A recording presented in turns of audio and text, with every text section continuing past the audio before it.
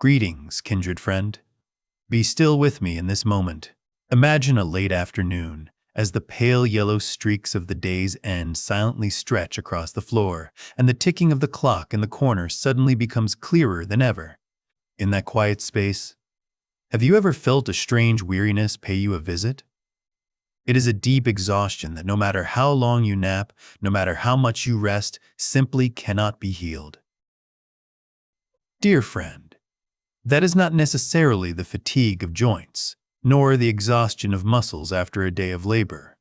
It is a vague weight pressing inside the chest. Because there is a truth that few people tell us. The heaviest part of old age does not lie in aching knees, but in our very hearts. We have spent half a lifetime accumulating knowledge, assets, titles, and worries. We believe that the more we carry, the steadier life becomes. But in the wisdom of the Buddha, as we enter the harvest season of life, the secret to peace does not lie in acquiring more, but in the art of letting go. Perhaps the next chapter of your life is not meant for carrying anything more, but for shedding the burdens so your soul can lightly soar. Tonight, I invite you to walk slowly with me through 8 things you likely no longer need to carry with you. Let your shoulders become weightless before sinking into a peaceful dream, for you deserve to rest in true freedom. The first thing, letting go of the belief that being old means no more learning. Dear friend, there is a silent voice that often echoes in our minds. As age arrives, my time has passed. Learning, exploring, or searching for new things is the privilege of the young. I am now just a spectator, standing on the sidelines of the world's flow. We inadvertently put on a cloak of stagnation, believing that all doors of knowledge have closed and the only task remaining is to chew on old memories. However, in the wisdom of the Buddha, life is a flow that never stands still. Let us go back in time to the Jetavana monastery more than 2,000 years ago. Imagine Venerable Ananda, the devoted attendant of the Blessed One. Even when he had turned 80, when his hair was white and wrinkles were etched upon his forehead, the Venerable always maintained the humble mindset of a student. He never said, "I have heard enough." At every sermon, his eyes still lit up with a primal joy, like a child seeing the moon for the first time. The Venerable understood that the moment we stop learning is the moment we begin to wither from within. In Zen, teachers often speak of the concept of beginner's mind. It is a state of soul that is always empty, so it can contain the entire universe. When you say, "I know already," you are building a wall separating yourself from life. But when you bravely say, "I do not know, please show me," you are throwing open the window for the breeze of wisdom to rush in and water the soul. Look at the story of Eleanor, a 76-year-old woman living in a small town in suburban America. After retiring and losing her life partner, Eleanor once fell into the silence of depression. She felt like a forgotten antique in a dark corner. But then, at 76, she decided to enroll in a Mandarin Chinese class. Everyone around her mocked, "What is the point of learning at this age?" Eleanor only smiled. Each new vocabulary word, each strange tone, was like a new bridge connecting her to a wider world. She said that learning was not for her to become a translator, but for her to feel the wrinkles in her brain stretching out, so her heart could once again vibrate before the novelty of life. Eleanor proved a sacred truth. A curious mind is a fountain of youth. Tonight, lying in the silent darkness, instead of reviewing what you already know, try asking your heart a new question. Tomorrow, is there something small I can begin to learn with a beginner's mind? You don't need to learn a difficult language or understand complex technology. Just a question about how a flower blooms, or a curiosity about the feelings of a friend. That is how you pull the dust of stagnation out of your soul. Let your mind continue to be a flowing river, clear and radiant, because as long as you are alive, you still have an entire universe to explore. The second thing, letting go of toxic relationships without feeling guilty. Try closing your eyes and listening to the sensation inside your chest right now. Do you ever feel your heart tighten or a weary exhaustion invade just because a name appears on your phone screen? or a family gathering that should be warm, but instead makes you feel like you've just endured a psychological battle full of scratches. At this age, our greatest longing is for tranquility. Yet, many of us live in a bitter paradox. We endure criticism, manipulation, or rages from those closest to us simply because of the words duty or loyalty. We fear that if we leave, if we set boundaries, it means we are a bad father, an insufficiently tolerant mother, or a treacherous friend. In Buddhist scriptures, there is a parable about Venerable Tissa and the old bamboo branch. Imagine a lush green bamboo forest after a great storm. There is a bamboo branch that is broken but not fully detached. It hangs there, and every time the wind blows, that dry branch repeatedly strikes the main trunk. Those rubbings over time peel away the bark, causing the sap to flow and the trunk to begin to rot. The old monk observed and realized the bamboo trunk has no ill will toward the broken branch, but if the trunk does not let that branch fall completely to the compassionate earth, the trunk itself will die before spring arrives. Dear friend, the toxic relationships in your life are that broken bamboo branch. We often confuse endurance with compassion, but the wisdom of the Buddha teaches that true compassion must begin with oneself. Loyalty is not a suicide pact for your soul. If a relationship continuously drains your light and sows toxins into your inner temple, then setting boundaries is not a sin. It is an act of awakening. Look at the story of Clara, an 82-year-old woman in Florida. For 10 years, every Sunday evening was a silent nightmare.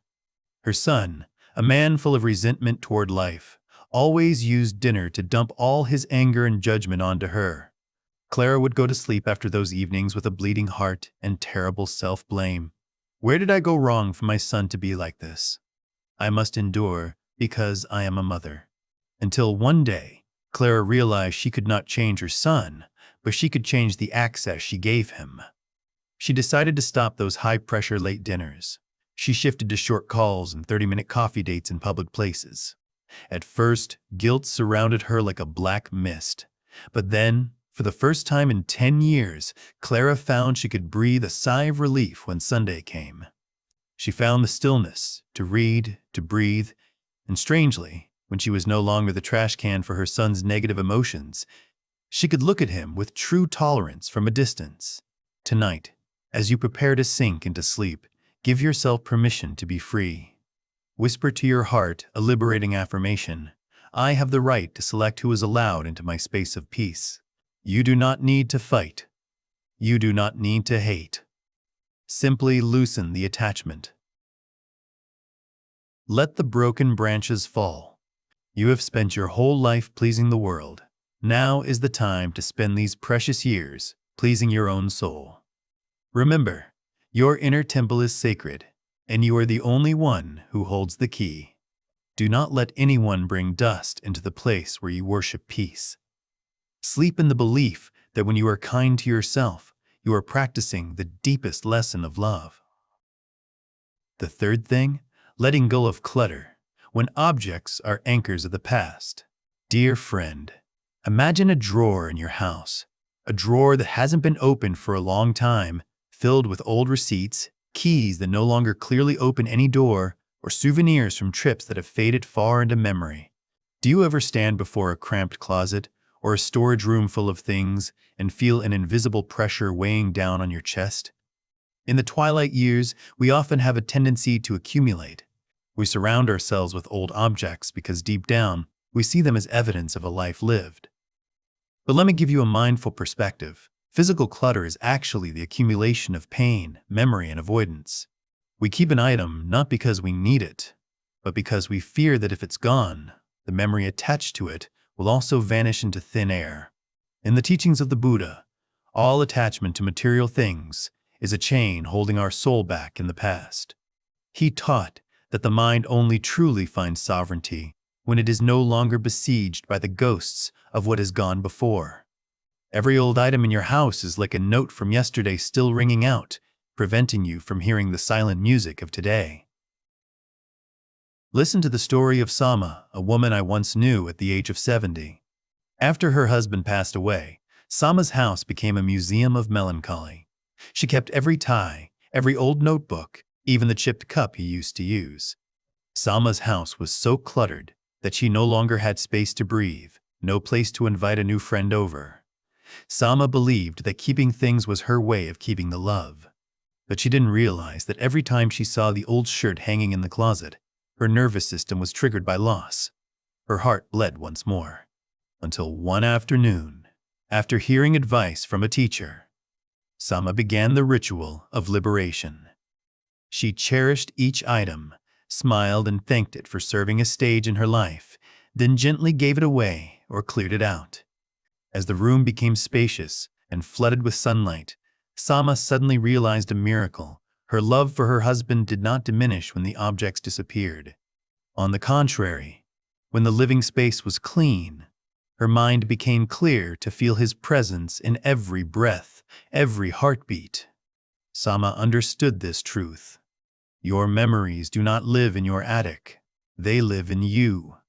Tonight, lying in the darkness, try reviewing your living space. Is there an item that makes you feel heavy every time you see it? Is there a memory being imprisoned in things that haven't been used for a long time? I invite you to make a silent promise. Tomorrow, pick just one item that no longer brings you joy, but only brings sadness, and bravely let it go. When you clear a corner of a table, you are silently clearing a hidden corner of your mind. True healing begins when you realize you don't need the physical evidence of the past to feel whole. Sleep in the relief that your soul is a vast sky, requiring no material anchors to be at peace.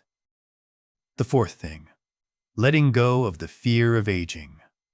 When the physical body becomes a temple of awakening. Have you ever, in a moment of accidentally standing before the mirror at night, suddenly stopped and asked yourself, who is that person in the mirror? Why has time passed so quickly?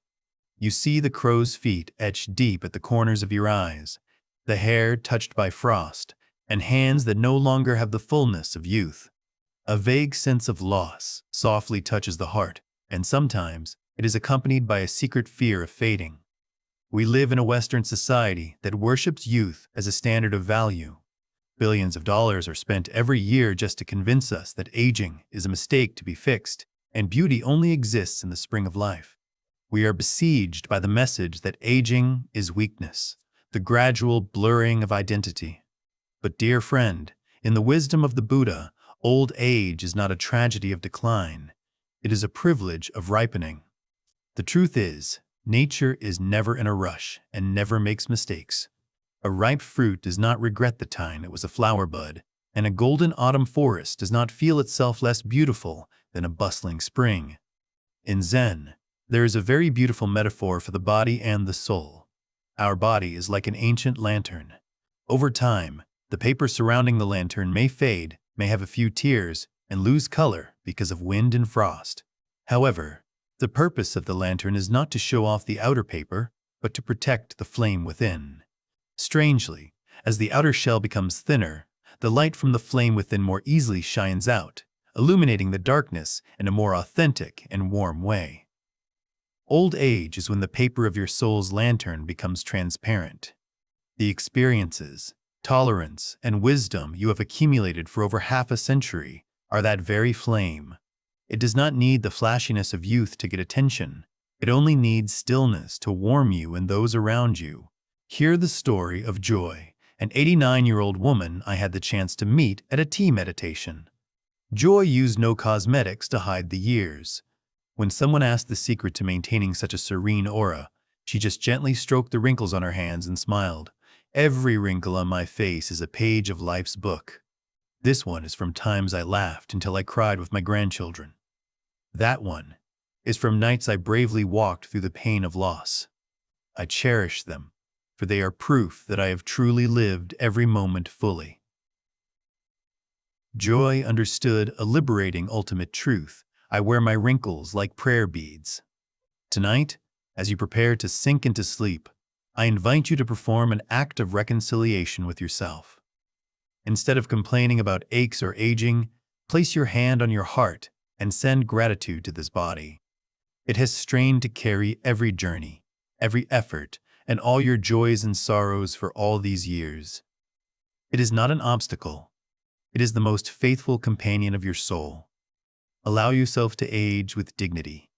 Let the fear of time melt with every exhaled breath. You are not fading. You are becoming pure. You are not losing beauty. You are transforming beauty from an external form into the radiant light of awakening within. Sleep in the belief that you are the warmest flame in this world, and the darkness of time cannot extinguish the wisdom shining from your heart. The fifth thing, letting go of the expectation for others to make you happy. Imagine a weekend evening. The house suddenly becomes unusually quiet. You sit by your phone, occasionally glancing at the screen, hoping for a message from your children or a call from an old friend. Time passes in stillness, and as night falls and the bell still hasn't rung, a feeling of self-pity begins to creep in. You secretly complain, "Why are they so heartless? Why does no one need me anymore?" Dear friend, this pain does not come from loneliness, but from an illusion of dependency. We have spent our lives caring for others, and now our minds unconsciously write a hidden contract I have given. So now others must have the responsibility to fill the void in me. We turn ourselves into emotional beggars, always holding out our hands for a bit of concern, a bit of attention to feel we still have value. But the wisdom of the Buddha brings you a powerful awakening. He taught, "No one saves us but ourselves. No one can and no one may. We ourselves must walk the path." He invites us to become Attadipa, an island unto ourselves, where the light of peace does not depend on whether the world's tide is rising or receding. Listen to the story of Raymond, a retired architect at 72. After his wife died, Raymond once lived in weary waiting. He timed when his children got off work to call. He cleaned the house beautifully, just hoping they would stop by once. Every time they were busy and refused, Raymond fell into a deep pit of disappointment and bitterness. He felt like an abandoned ruin. Until one afternoon, while sitting quietly in the garden, Raymond saw a sparrow chirping on a dry branch. The bird didn't need anyone to listen, didn't need anyone to praise. It sang because that was the instinct of life within it. Raymond suddenly realized, for so long he had handed the remote control of his emotions to his children. When they pressed the happy button, he was happy. When they pressed the busy button, he was immediately sad. That day, Raymond decided to reclaim his life. He began returning to his passion for woodworking that he had neglected since youth. He learned to enjoy a morning cup of coffee in stillness without needing someone to talk to. He realized that happiness is not a gift that others bring. It is a source that flows from within when we stop demanding the world go our way. Dear friend, touch your pocket right now. In your mind, realize that the key to opening your door of joy has always been lying there. It was never lost. Children have their own lives. Friends have their own worries. They may love you, but they were not born to carry the responsibility of making you feel happy. Tonight, perform an act of ultimate autonomy. Whisper to your heart, "I release those I love from the task of making me happy.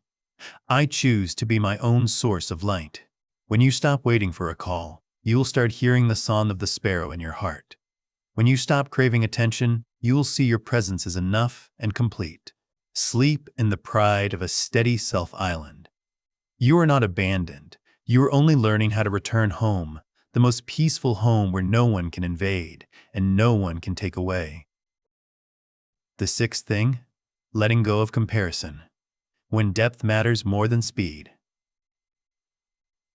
Observe a very ordinary moment. You are walking in the park and a young person jogs past you with strong breaths and nimble legs.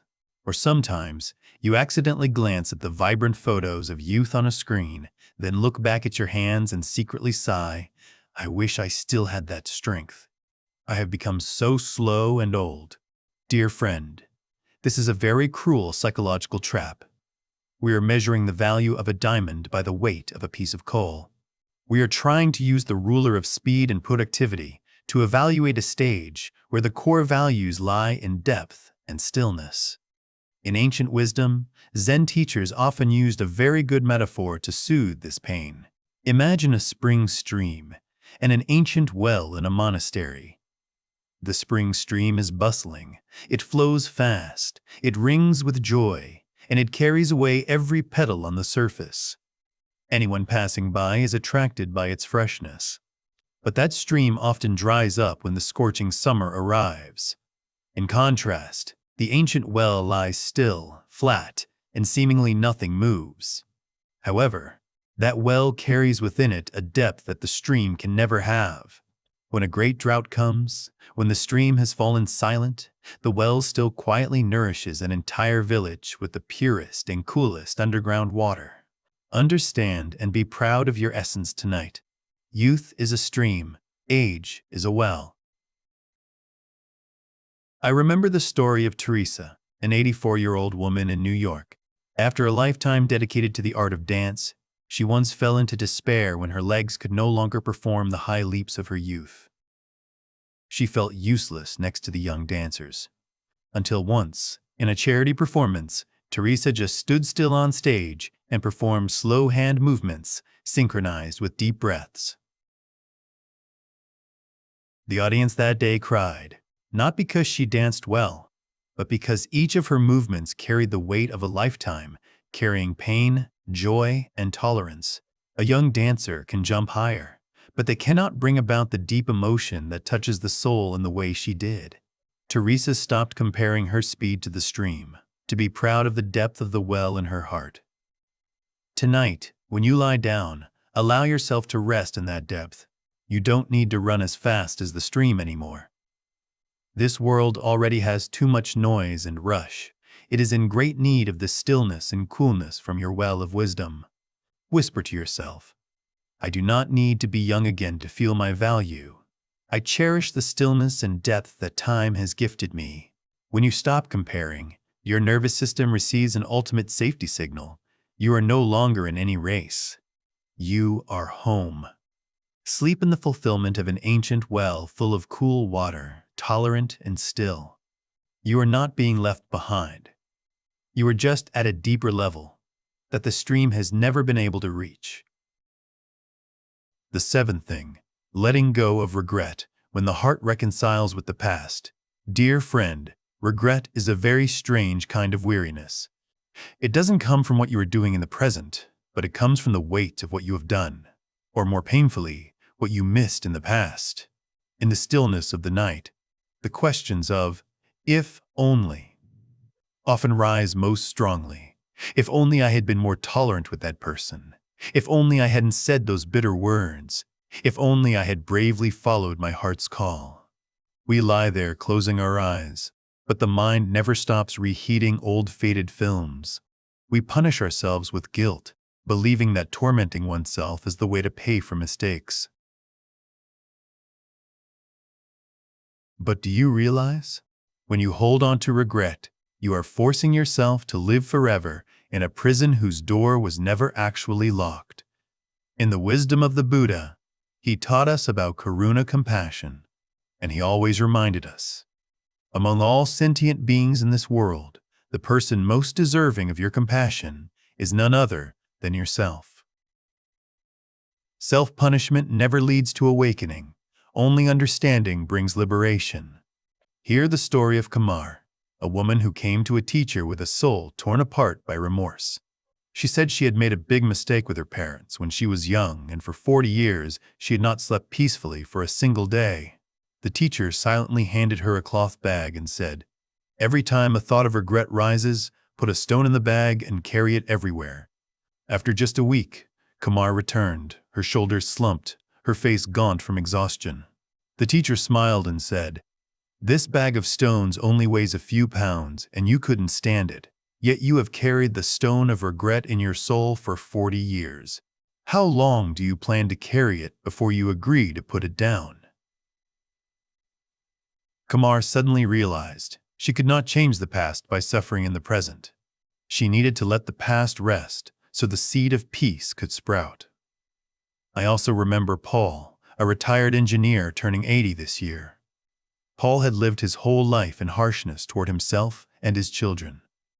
In the final years of his life, the regret for being too strict, for missing hugs with his son, caused Paul frequent insomnia. One night, Paul decided to sit up and write a letter.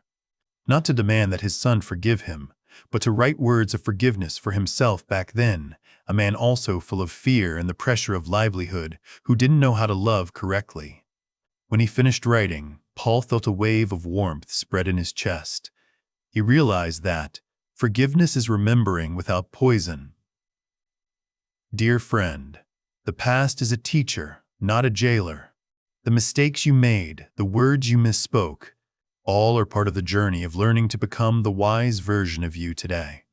Tonight, lying in the darkness, perform a sacred ritual of reconciliation. Imagine the younger version of you standing before you. Instead of looking with judgment, look at that person with eyes of tolerance.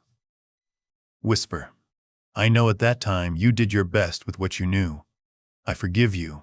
I release you. Tonight, we rest together. Your nervous system doesn't need you to be perfect. It needs you to be at peace. When you pull the venom of self-blame out of your memory, the past will become as gentle as a picture hanging on the wall, no longer having the power to hurt you. Sleep in the ultimate freedom of a heart with no more debt ledger. You are not left behind by the past. You are using the very fragments of yesterday to pave the way for the serenity of today. The night is deep. Let the bag of stones fall to the compassionate earth. You deserve to start again in every breath. The eighth thing, letting go of the lie that it is too late, when every dawn is a rebirth. Dear friend, look at the calendar on the wall or the clock ticking beside you. Do you ever feel like you are living in a waiting room of destiny? Society out there often paints a cruel script. After age 60, all doors of opportunity have closed, all peaks have receded, and our job is just to sit quietly observing the sunset of our lives. We are convinced that we are a finished chapter, just waiting for the book to be closed. But in the radiant wisdom of the Buddha, he taught a completely opposite truth. Every morning, we are born again. What we do today is what matters most. In the flow of awakening, there is no concept of late or early. Only the concept of being. As long as the flame of awareness is still shining, as long as blood is still circulating in your veins, your soul is still in a state of constant creation. Old age is not the time to stop. It is the time you begin the journey with eyes that have already seen through the human world. Listen to the story of Ruth, a woman who started holding a paintbrush for the first time at age 91. When people around her asked in amazement, "What are you learning to paint for at this age?" Ruth just smiled and said, "Color knows no age. When I paint, I feel I am talking to the sun." Her paintings were not just brushstrokes, but the distillation of nearly a century of experience. Ruth was not waiting for death.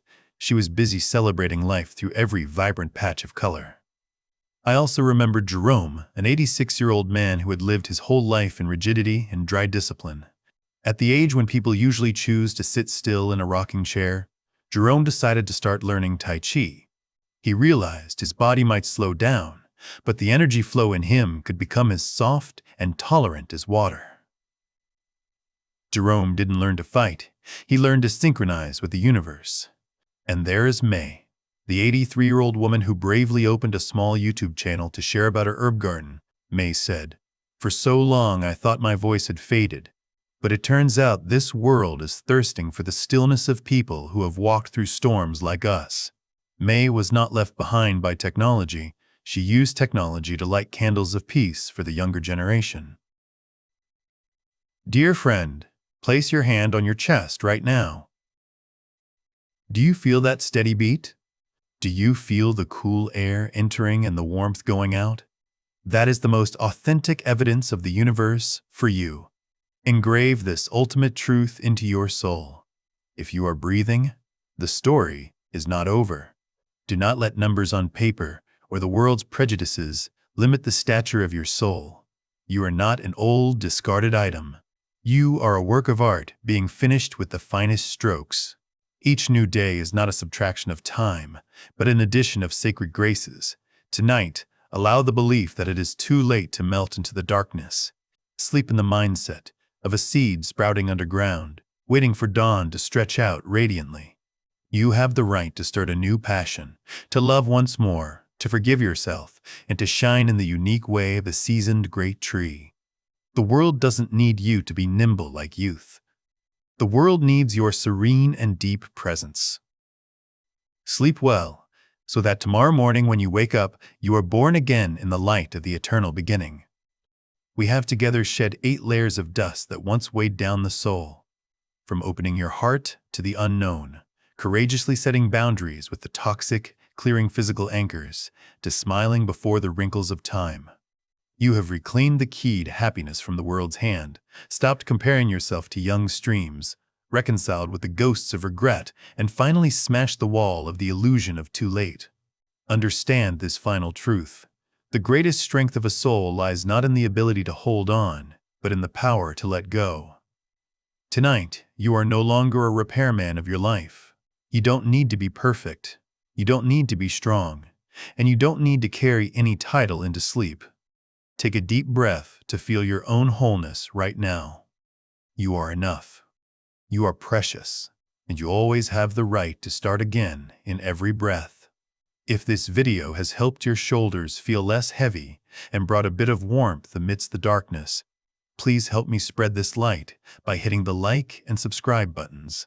That is how we together build a community of free hearts. And right now, before sinking into the dream of rebirth, I invite you to perform a silent act of commitment. Leave a comment below with the word free. Let this writing be the final safety command sent to your nervous system, confirming that I have dropped the burden. I choose freedom. Wish you a long night.